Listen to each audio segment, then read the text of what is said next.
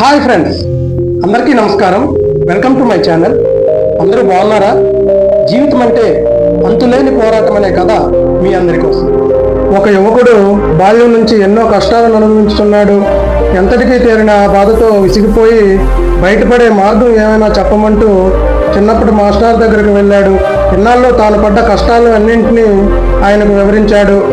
అంతా విన్న మాస్టారు ఆ మాట ఈ మాట చెబుతూ ఆ కుర్రాన్ని తన వెంట నదీ తీరానికి తీసుకువెళ్లారు.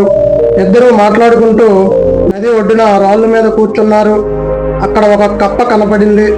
మాస్టర్ దాన్ని చేత్తో పట్టుకుని నదిలో వదిలారు. కప్ప స్వేచ్ఛగా తీరం వెంట అటు ఇటు ఈదుతూ గెంతుతూ ఉంది. కాసేపు అయ్యాక ఆయన మళ్ళీ ఆ కప్పని చేత్తో పట్టుకున్నారు. అది తప్పించుకుని పోవడానికి ప్రయత్నించింది. మాస్టర్ గట్టిగా పట్టుకోవడంతో వదిలించుకోలేకపోయింది. కాసేపు ప్రయత్నించింది, అలసిపోయి ఆపేసింది. ఆయన చాలాసేపు దాన్ని పట్టుకొని తరువాత చేతిని వదిలి చేశారు. అయినా కప్ప కదలకుండా ఆయన చేతిలోనే ఉండిపోయింది. నదిలో దూకే ప్రయత్నం కూడా చేయలేదు. మాస్టర్ చర్యల్ని మౌనంగా గమనిస్తున్న యువకుడు అది చూసి ఆశ్చర్యపోయాడు. మీరు వదిలేసినా ఎందుకు వెళ్ళలేదని ప్రశ్నించాడు. తప్పించుకోవడానికి 2-3 సార్లు ప్రయత్నించి విఫలమవడంతో ఇక ప్రయత్నించే లాభం లేదనే నిర్ణయానికి వచ్చింది. పోరాడే శక్తి ఉన్నా అది మర్చిపోయి ఉన్న చోటే ఉండడానికి అలవాటు పడే ప్రయత్నం చేస్తోంది. మనుషులు అంతే. ఇబ్బందుల నుండి బయటపడడానికి 1-2 సార్లు, ఇంకొంతమంది ఎక్కువ సార్లు ప్రయత్నిస్తారు. ఆ తర్వాత పోరాడి ఇక లాభం లేదని వెనకుండిపోతారు. పోరాడే శక్తి ఉన్నా బయటపడే దారి వల్ల గుర్తించరు.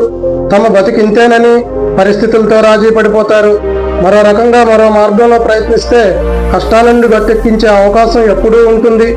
ఈ విషయం మీకు అర్థమయ్యేలా చెప్పాలనే ఇక్కడికి తీసుకొచ్చాను అని చెప్పారు ఆయన.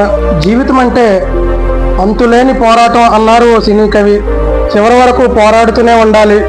ఎక్కడో ఓ చోట గెలుపు మనది కాకుండా పోతుందా? ఆశ వదులుకుంటే కప్పలాగా మనము స్వేచ్ఛను కోల్పోతాము. పరిస్థితులకు బందీలుగా బతికిడిస్తాము. నిజానికి మనం పుట్టిన చాలా కాలానికి కష్టాలు పుట్టాయి. మనకన్నా అవి చిన్నవి. మనమేమో వాటిని మనకన్నా పెద్దవిగా భావిస్తున్నాము, భయపడుతున్నామంతే. ఈ సృష్టిలో ఏ ఒక్క జీవి వడ్డించిన విస్త్రీ కాకూడదు. ఎవరి స్థాయి సమస్యలు వారికి ఉంటాయి.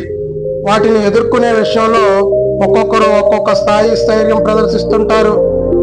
నాకే ఎందుకు అనే ధైర్యం కోల్పోకుండా దారికి అడ్డు వచ్చిన ముళ్ళును తొలగిస్తూ వెళ్ళినట్లు ఒక్కో సమస్యను పరిష్కరించుకుంటూ ముందుకు వెళ్ళాలి. ఫ్రెండ్స్, నా స్టోరీ కనుక మీకు నచ్చినట్లయితే వీడియోని లైక్ చేసి నా ఛానల్ సబ్స్క్రైబ్ చేసుకుని బెల్ ఐకాన్ క్లిక్ చేసినట్లయితే మరిన్ని ఇంట్రెస్టింగ్ స్టోరీతో మీ ముందు ఉంటాను. జై హింద్.